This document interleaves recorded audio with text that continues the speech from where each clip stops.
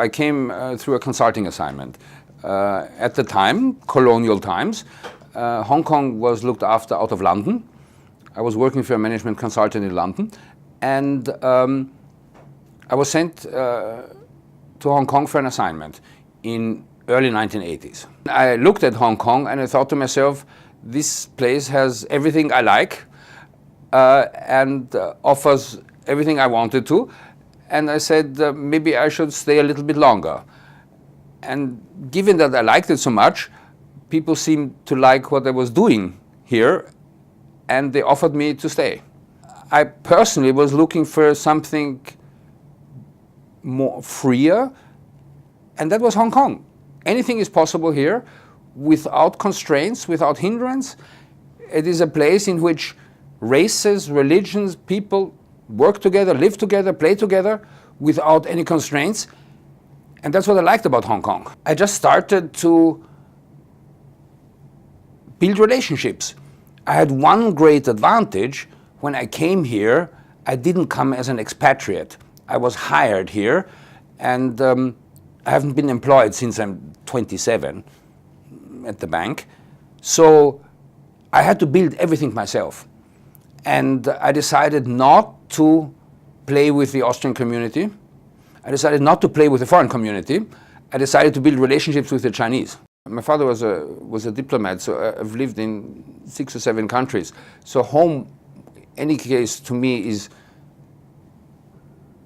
a difficult concept. In my world today, it's the passport you have and where you pay taxes.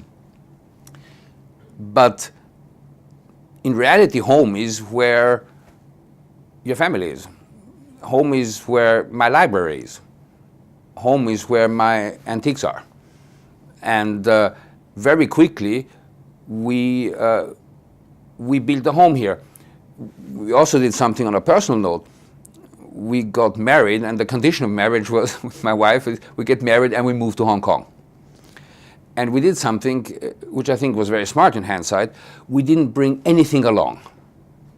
So we came to an empty place here, and we built everything from here with the local community. And we started immediately to buy Chinese furniture, Chinese antiques.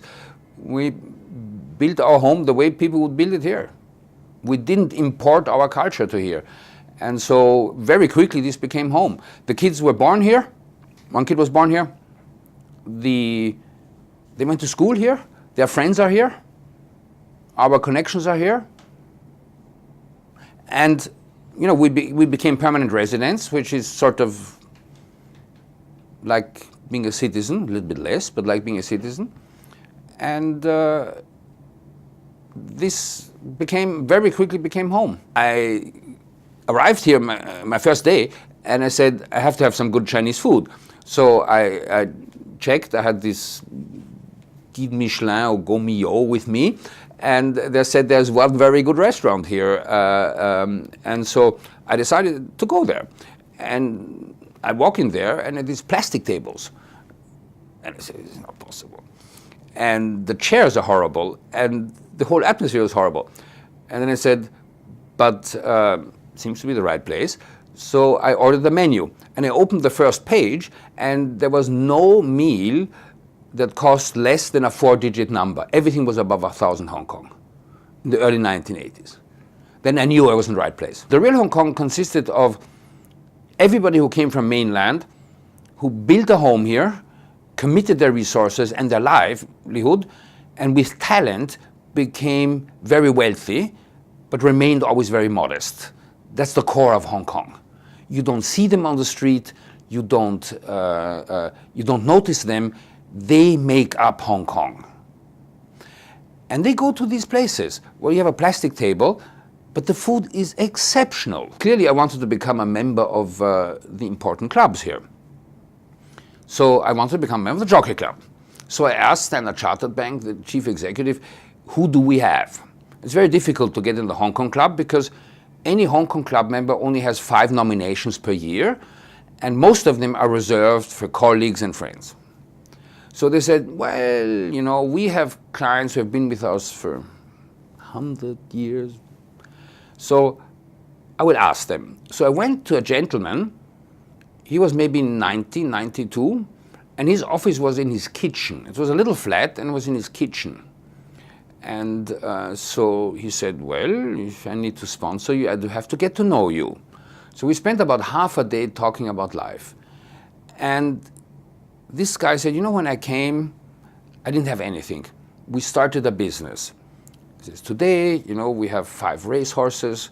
Our company turns over multi-billion. This guy was a very, very serious, high net worth individual. And he sat in his kitchen, surrounded by paper and a few statues. And that is Hong Kong. My view on the handover, therefore, was that 1, the British gave up Hong Kong and its people for the wrong reason. 2 is the British gave up Hong Kong and its people in the wrong way. And 3, the essence of what made Hong Kong would be unlikely to continue.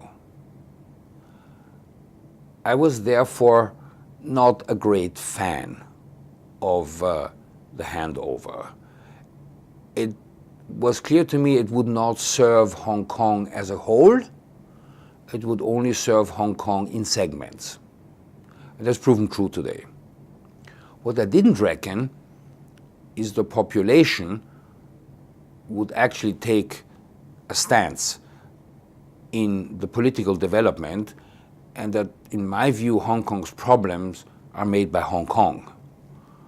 I think that China has been the best godfather you can think of, but the Hong Kong people are causing their own problems. Not only, like American people are causing their own problems in the way they vote. It's not that somebody from the outside is causing the problem. But I was not a great fan, and we were very close to some of the negotiations. It's a very delicate subject. We're very close to some of the negotiators, and I thought that the British bureaucrats did not hold their position. I think they gave it up, and they didn't think it through and secure the future of Hong Kong in the way that they had secured the future of Hong Kong for 100 years before. This contract was written for the general public. Nobody cared for the Hong Kong people. And in fact, the Hong Kong people were not involved in negotiations. The Brits were trading their rights. The Chinese were negotiating for what they believed their birthrights, and nobody was representing Mr. Wu in Hong Kong, who actually had something to say. He actually built the city. We wrote for the community of Hong Kong, not for the government, community of Hong Kong, we did an economic strategy called Hong Kong 21. 20 years out, what Hong Kong should be doing.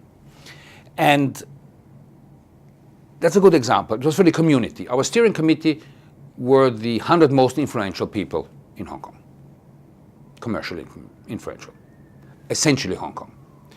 And I wanted to put as the foreword something that Confucius said. He said, when a big state and a small state, or a large company and a small company, work together, it is clear from the outset what is going to happen. So rather than fighting the end game, it is smarter for the small to subrogate itself to the big one, and for the big one to behave very well towards the small one. And that's what I told the guys in negotiation. The outcome of the negotiations were clear. The opportunity was to give Hong Kong the best possible future, not for the British to look good towards the world in giving up sovereignty over Hong Kong. To me, and to most of my Hong Kong friends, it was absolutely clear that my godfather, from a Hong Kong point of view, would grow in strength, would grow in development, would grow in economic success. I think nobody thought that China is going to grow in democratic development. And therefore, one of the points I always said was that putting the word democracy in a contract between the Chinese was pointless. They don't have it, they don't like it, they don't understand it. What is the point of contracting it? They should have not put in the principle, they should have put in rules. The Hong Kong people elect the parliament. That the Chinese understand. The Hong Kong people have right to a democratic procedure. They don't understand that. And so everybody in Hong Kong, if you look at it from Hong Kong perspective, I think was very happy about the rise of China. Everybody contributed. Almost every major Hong Kong business got involved. Almost everybody made good money. Everybody supported that because the Godfather, it was a certainty that China would get Hong Kong. For anybody with any brain, it was a certainty. Why did we need the Brits? My view would have been, the most elegant way would have said, listen, in 1997 we're going to leave. We're going to have a small party, actually a huge party, and we're going to leave. And we leave it to the Hong Kong government. Don't worry about China. It is like an aircraft carrier. It will continue a path. There will be small changes. There is nothing to worry. And the outcome is inevitable. It is going to become the most important economy in the world. If you worry on the way, then take a sleeping pill. But there is no way of avoiding or changing the outcome. What do you hear about Hong Kong? You only hear about Hong Kong in the context of political uncertainty. Nobody realizes how successful Hong Kong is as a business. You don't see that. And that is because the interests of the bureaucrats when they made the contract and the interests of the people of Hong Kong were not the same. The second problem is that the world reacts to these things in an exaggerated way. We had the hawkers here, honestly, becoming headlines in the world press. A hawker is a person of rather modest means generally who sells food on the street. It is not world headline news. But because they were not allowed to be there, and because eventually it was enforced that they can't be there, it became a drama. So if you look at it analytically, you have to ask yourself, where is the problem between Hong Kong and China? I can't see a fundamental problem. There could be one if you talk to the Hong Kong Monetary Authority and they tell you, but you talk to them, they say, we don't have a problem. The renminbi market could be a problem. You ask the banks, we don't have a problem. Where actually is the problem? Now, it is clear that Chinese do not want open democracy and descent to China. They don't want that. So why do it? Hong Kong will always be essential. Always. When you are the daughter of the richest man, you will always remain the most important person to this man. So what's going to happen? In my view, best case, since the Brits have no more involvement, the Hong Kong Chinese will actually find a way of living with China for the longer term, ideally. Worst case, it's going to be a tedious relationship between owner or between father and daughter.